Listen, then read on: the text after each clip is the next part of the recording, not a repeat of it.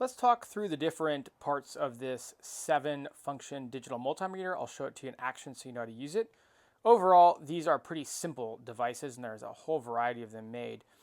This one is nice because it has an on-off switch, and the on-off switch means that you're not running your battery down. I will note also that this comes with batteries already installed, so just easier to take it out of the box and get it going. What are the different uses for this? Well, first off, you can plug this into a wall outlet to determine if your wall is producing AC power.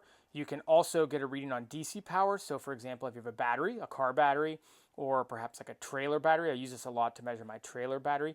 It also will read resistance or ohms, and that'll allow you to kind of measure the flow of electric current. And so it's great for checking like, is there continuity in a circuit, and determining how much resistance you're getting in that line there. So let's go ahead and look at this thing in action.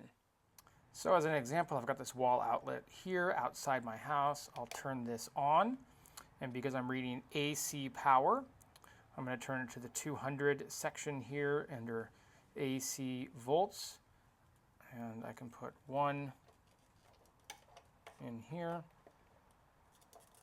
and 1 in here, and there we can see that I'm getting just around, well,